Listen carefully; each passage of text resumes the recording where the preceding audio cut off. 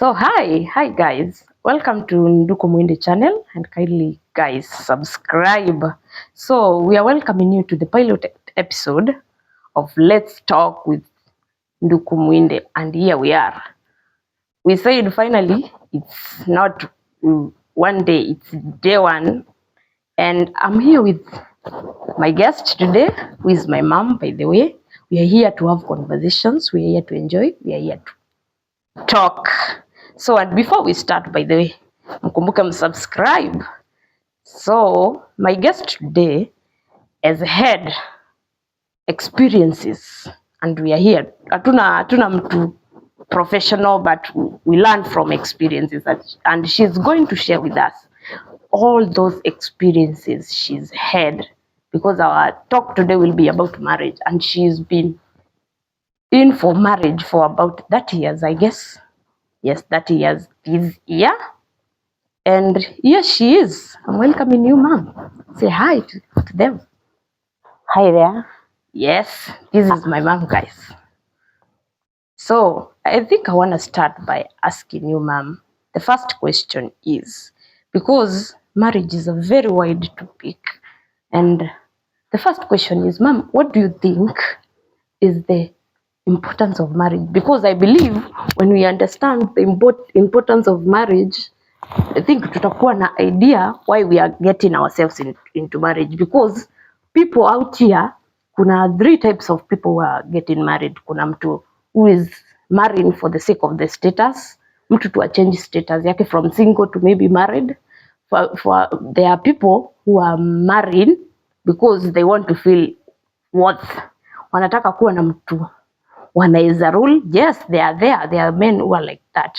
And then there are people who are marrying a lifetime partner, lifetime person. So I'm asking that of you, what is the importance of marriage, ma'am, according to you? When we go to marriage is a very vital thing in this life we have, because at least you get somebody to depend on. Living single means you only need to depend on your parents, regardless of age. Now, when you get married, even the parents feel relieved because you have somebody to lean on. But when you decide to live single, it means you still lean on your parents.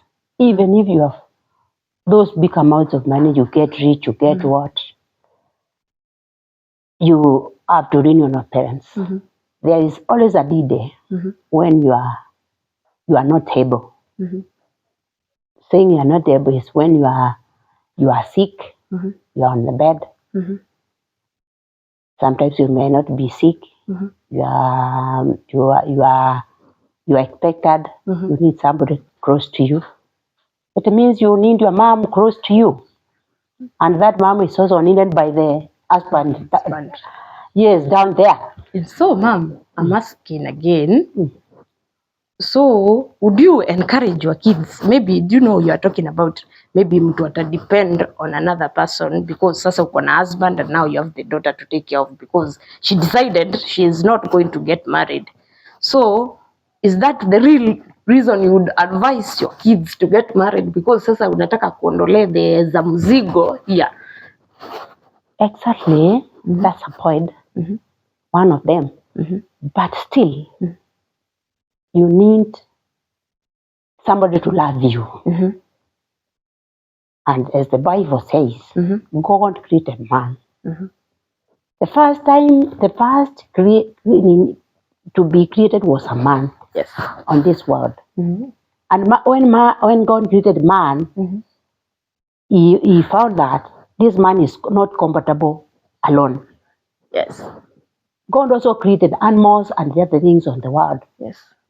God gave man that power to lead those animals, their plants, their what. He still saw that this man is not compatible. So God alone, because he has all the powers and all the understanding, he understood that still something is missing. So that's why he took the man he give them that big sleep.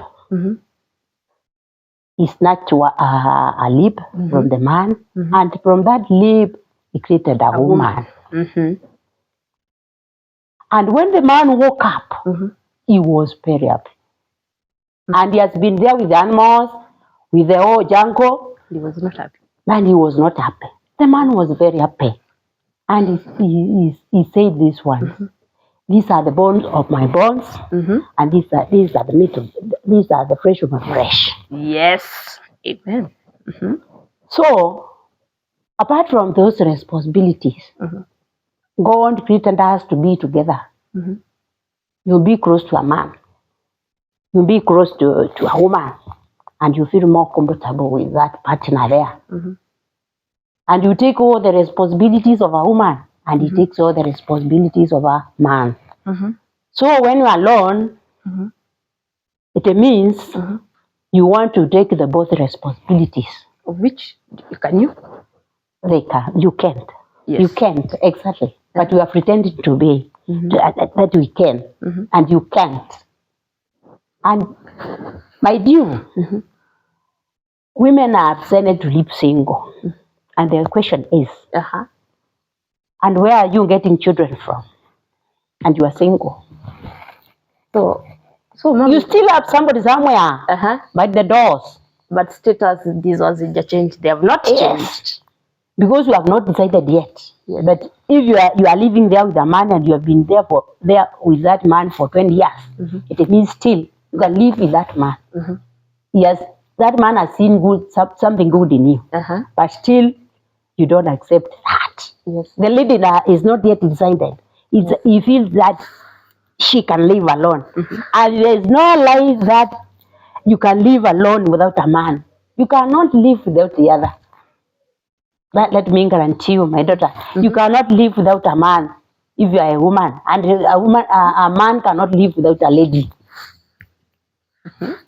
Oh, so your point number one ilikuwa you don't want the kids to depend on you, and then number two, it's companionship. Yeah. So you are talking about being single.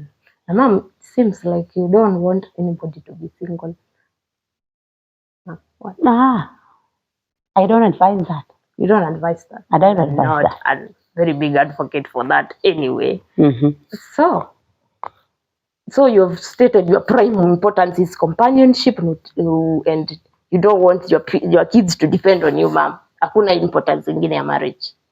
Now, as I've said, you depend on me. I'm not growing young. I'm growing old. Oh, of course. Yes. And money cannot be a companion. In a way it is, but it cannot be a life companion. It cannot give you the whole cupboard that you need with your husband. With your husband. Imagine I was alone in this big house and saying I'm comfortable, and my children are gone.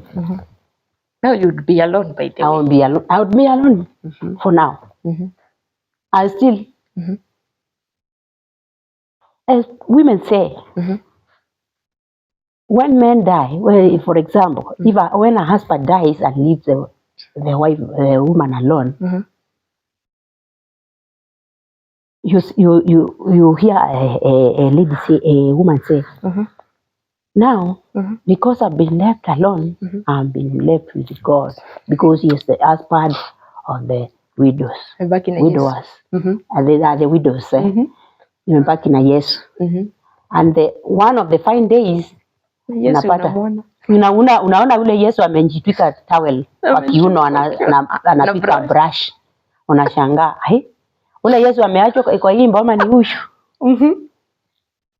Because now if I was single as for me, you could be seeing somebody loitering, looking for me. Yeah, it's very obvious. There is no way on this world you say you live alone. You can never live alone. And this means now, because as somebody of my age now, I have to go and now start spoiling other marriages. You are a home wrecker.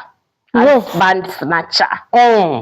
Because now I cannot live alone. I'll look for somebody, a neighbor, or somebody somewhere because I'm a worker. I snatch somebody's Husband. Yeah. You see, one time when you are there at Nairobi, unasikia mama ameumizwa. Kumbe ameumizwa because she snatched another person's husband. And the woman is coming claiming for her husband. Umemchukua, umemweka kwa nyumba, sijui nini kwa sababu kuna nyumba kubwa.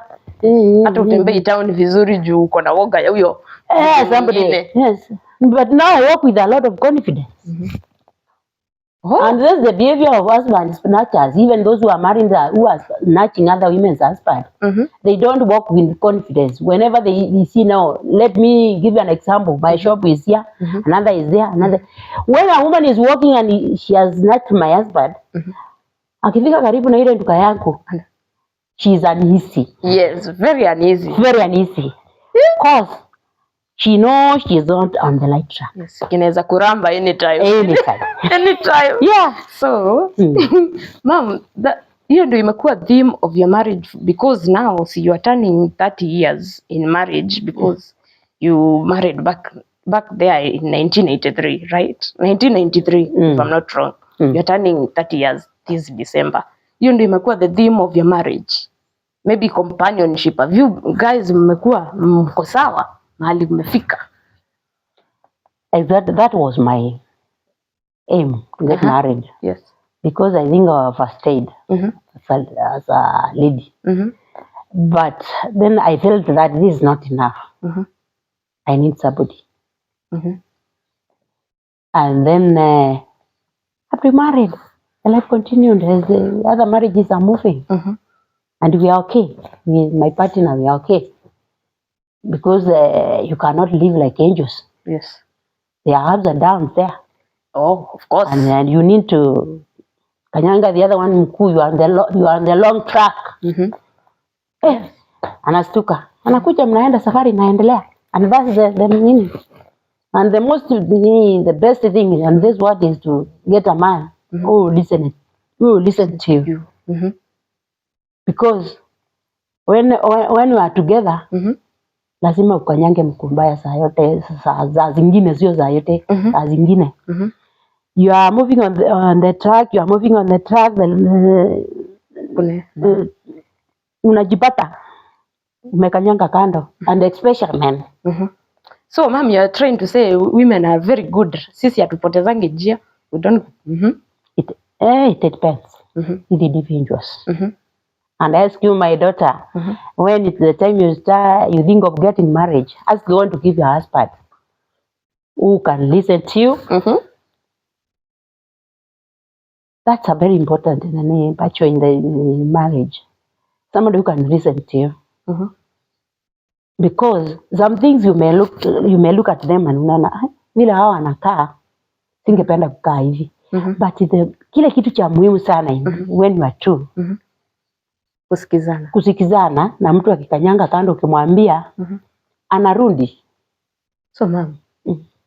So maybe you know sasa sisi kama generation Z, and I'm also talking about the viewers wanaona. So nakuuliza responsibility wasn't one of your aims because of course utakuwa unataka mtu very responsible for your children, otherwise walipia school fees and everything.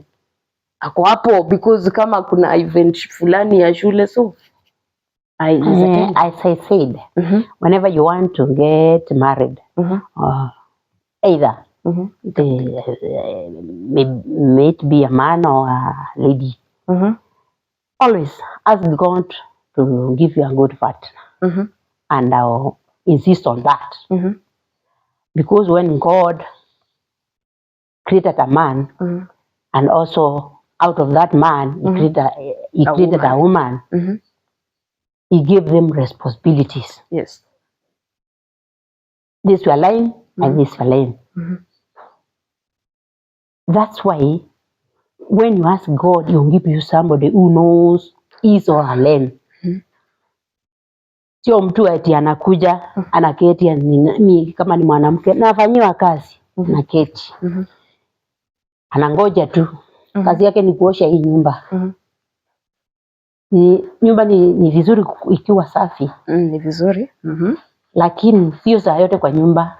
Unaosha nyumba inakuwa safi, unamalizana nyumba, enda ukafanya kazi nyingine ile it will bring something an income to the family. And also to you, because of course ukishinda ukidependia, you can't depend on someone forever. Of course kuna mali itafika and ako like nah, we are not doing this. Mimi, I'm not giving you any more money. You need to go look for your money. Mom, has that ever happened to you? To be sincere, it has never happened to me because hakuna wakati nimeketi bila kufanya kazi. Hakuna wakati nimeketi. When I started, I was working. At the same time in the office, the same time in the shamba. It is my number 2. So you are multitasking. Office. I do that. I multitask. Even up to date, I multitask. Because I need food in my house, in my granary, not in the house. So you are there, Coco. I need food in my granary, and I need money to spend for family. Yes. So both are needed. Because if you don't go to the shamba because you are working, that means you go for angunia in the market, in the store. What about mom when you want a shamba? Because of course sisi kama sisi, of course mtu anajisikianga hii kulima is a lot of work because we grew up farming needs a lot of work. Okay, I'm talking about other people because we know farming it is not easy man. What sasa mtu anaweza ekewa biashara nyingine and then you continue hapo iwe na generate income inaleta nyumbani. For the generation Z, because I know you are not ready to go to the shamba. Of course. I advise you to venture in the businesses, the business world. Yes. Because it is also money generating in any project. Yes. In the family. So you need to talk together, look at it, and when you get there, get serious on what you're doing. Because now the husband is going out there to look for money. You also need to go to the business and maintain the business. How do you maintain the business? Don't be so big. Whatever comes on your way, you cannot leave anything on the way. You have to maintain the business because the capital has to be there. Yes. For the business. And you talk to your husband first because the failures, you have to be together in whatever step you take. Because I've seen these people, they can also start a business for you and also finish the business. Themselves. How, mom? How? They do this. I'll start a business for you. And the man is still working, but he starts looking at you to provide now. How do you provide? You started a business, is the capital. Bado ijaanza kuleta matunda kwa nini ati aone umeweka kitu kwa bank. Anaanza sasa kumwambia nimekuwekea sukari. Sukari itakuwa natoka hapo. Na hata lipa. So that business with the time inaenda ikidrop. It will start dropping because the family now is depending on that business. Yes. So akikuwekea biashara, he has to provide as he has been. Because you are not only depending on that business, he is still working. Let him start there and provide for the family as he has been doing before that to give room to the business to grow. Once it starts getting that profit, this is the time now you can talk together and say, now we can see now you have grown, so we can be getting something from you. As the profit grows now. Because now, imagine you have 5 children like me. I have 5. And nimeanzisha biashara 30K. Because a shop you can start with as little as even 10K. Any amount. Any amount that is available. And when you are careful and in a busy place, it can grow even to. Yes. Supermarket. Now, with that little amount, that you have started the business, and then you start depending on it.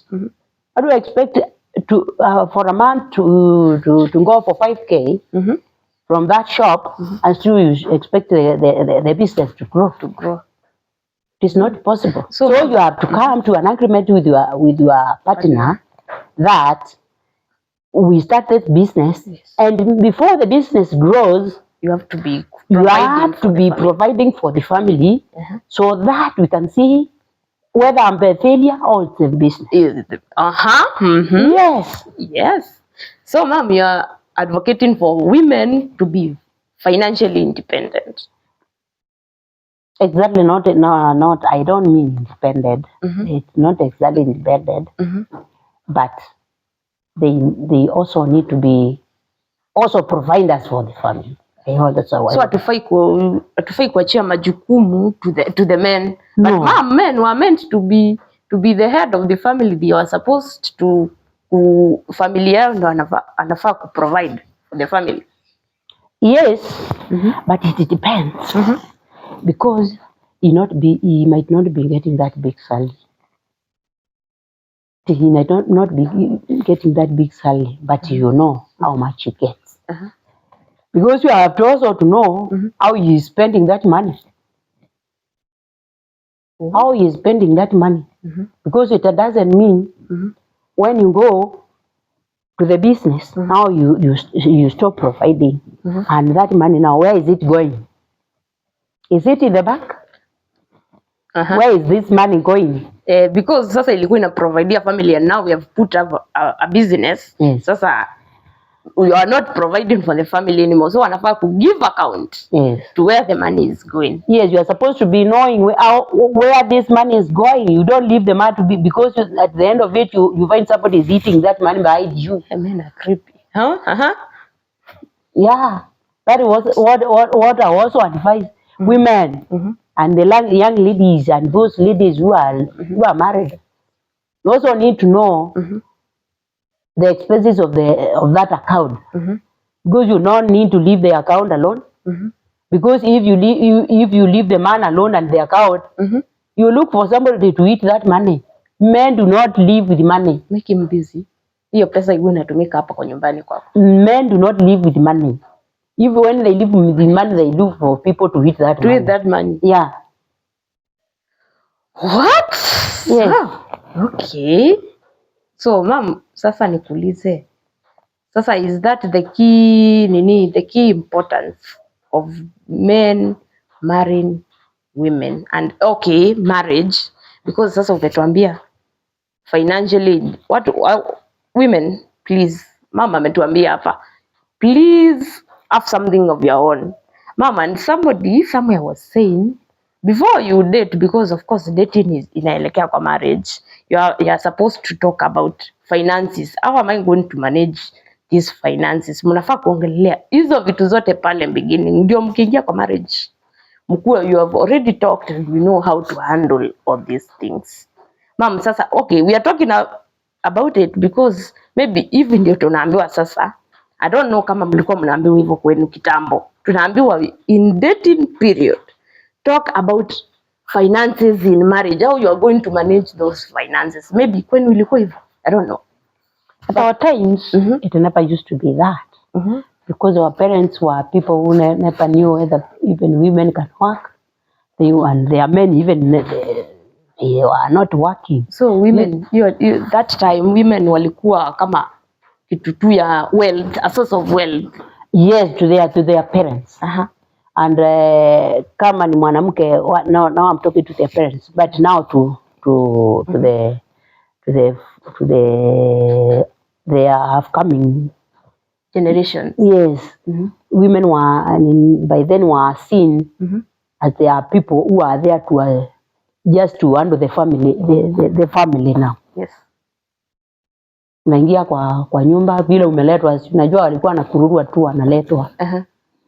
They were forced marriages because there was no time to choose who to marry. Ulikuwa unachaguliwa. Mzazi ndiye alikuwa anaona sasa huyu anafaa. Kwa sababu wazee walikuwa wanakuja wanitutua kwa hiyo mboma. Kuna wasichana wazee wangeingia. Aende aone bibi yake amwambie unamjua mzee fulani, achana na huyo. Huyo family inakaa hivi na inakaa hivi inakaa hivi. Au huyo anatupiliwa. Mwingine anakuja. Msichana akionekana amekuwa kiwango anaweza oleka. Wazee walikuwa wanaingia kwa hiyo mboma ni kwenchi. Alafu kwa wale wenye tamaa wangeoa tu ule, wangependa ule ako na mahari. Kwa wale wenye tamaa wangechakulia msichana wao. Mtu awangeweza kukaa. Kwa sababu hata wakati huo sio kusema ati there were no separation. They were there. Wange separate, mtu angetumika vibaya sana uone alikataa huyo akaondoka. Akaenda, they go, wanarudi kwao. And they were given praise, wanajenga, mtu unasikia hiyo ni nyumba ya So ma'am, you're talking about forced marriages. Nyinyi mlizipata? Nilikuwa nasikia kwetu, those my elder sisters. Kuna moja alikuwa amepeanwa kwa mzee as a third wife. And yes. And then she refused. Oh, she ran away? Of course, she did. By then, there was a sister from Karira, that is my hospital, who used to come in the mobile clinics, wangetibu watu within the villages. Kwa sababu wakati wa kukua mahospitali within reach. Kwa hivyo, akapangiwa tu na mama wenye walikuwa wanajuana na sisters. Those old Catholic. Yes. Moms. Wale walikuwa wanajuana na those nuns. Wakawaelezea kuna msichana hapa anateswa na wazazi, anataka kupeana kwa mzee, the third wife. Imagine that man who wanted to marry my sister. My sister alikuwa anashinda na wasichana wake. Wasichana wake wa kwanza walikuwa warika yake. Oh my God. And the mzee wants to marry this young daughter. Akuwe bibi yake. So my sister refused. Na akapangishwa tu. Akachukuliwa na mama sister akaenda na wao. Anda kupitwa na huko. After years she came back and she married. She got married. She married somebody of her age. And they are still together up to date. Ma'am, yes. Sasa in this generation, would you advise people, okay, kitambo walikuwa wanasaidiwa kuchagua that fulani wa fulani, so that girl and huwa anakaa vizuri, ana behave vizuri. Sasa unaweza enda huko, ndiko utatoa msichana. Sasa unaweza advise mtu afanye hivyo leo? Would you do that? For now, that thing is also applicable. Nowadays, people are doing it. It is applicable. And it is, it is applicable this way. Mnajuana, boma zinajuana pile tunaishi hapa. We know the family is better than you do. And if you can be open and ask for help to your from your parents, sincerely you can get. And we have seen that family is a bit better. Those people have been known to behave. Those people have been known to misbehave. Because you are just getting somebody who is an angel, pretending to be an angel. Because amepaa vizuri, amejipondoa, anakaa hivi, anatokezea vizuri, good shape, brown, that. Those are the things you are looking for. But really, you marry somebody, mkimaliza mwaka, anakuwa shetani kwako. So character is very important. Very important. It's always good to look for something that they call character. Mbona, you can get that character from somebody else, not within the village, of course. Si lazima. Sio lazima. Because now you are meeting there, you can still look for those characters. And that's why I'm saying sometimes you need to ask God to intervene in everything, in every step you take in life. Atakuonyesha mtu. Na once mkiplan na mtu, if you want a wife now, pika makoti ambia Mungu, kama hii kitu si ya kweli, Mungu nakuuliza ishe. Mbona, okay, we are doing that, and then tunaambia Mungu ishe, na ikisha tunaanza kumblame. Yes, tunakaa ni kama tunataka Tutaki tuko hapa 50-50. That's why you are seeing so many breakages. Why marriage breaking after 2 to 3 years, wanaachana wanaenda. Why is it happening? Oh. I am telling you to ask God to intervene, because whenever mmekosana hivi na bwana yako, piga ile magoti mwambie Mungu, ile kitu nilikuitisha imegeuka. Nataka uipirudi kwenye tulianza. Vile tulianza. Iwezi ikakuwa vile mlianza, lakini itarekebika. So it can't be vile the way you started all those. Unajua sasa, of course, first year of marriage is paradise, second year iko hivi. So you want to mean in marriage sasa umeona kuna mahali kumeanza kuenda hivi kombo. And then ukiomba Mungu uwezi mwambia can it be vile tulianza? Inaweza kuwa very possible, I think. For me, very possible with God. With God. With God.